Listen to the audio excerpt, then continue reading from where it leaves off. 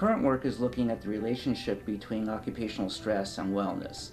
This idea that work makes you sick is more than just a metaphor. I mean, work really can make you sick.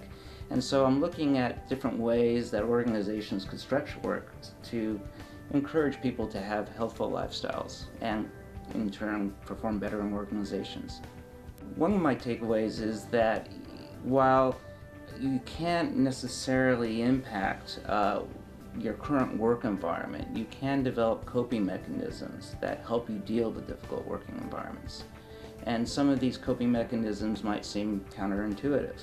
So if you're faced with a heavy project deadline, rather than working late on the project and shorting yourself on sleep, it's all the more important to make sure that you're taking care of yourself and trying to recognize it's not how much time you put into a project, but what you're actually doing, the amount allocated to it is what's important.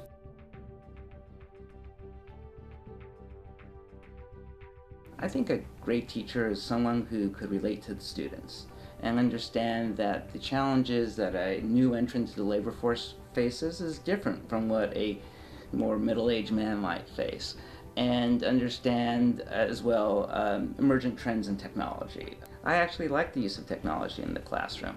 I'm fine with my students having their computers in the classroom and looking things up on the web. Of course, I don't want them checking baseball scores, but I really like to have students look up the names of the authors who I mentioned in class. Perhaps, read a review of a recent article or book at the same time. And in terms of texting, my students don't really misuse technology if I'm doing my job well. And what that means is that I am continuously engaging them and also making sure that I hear from them and they just don't hear from me.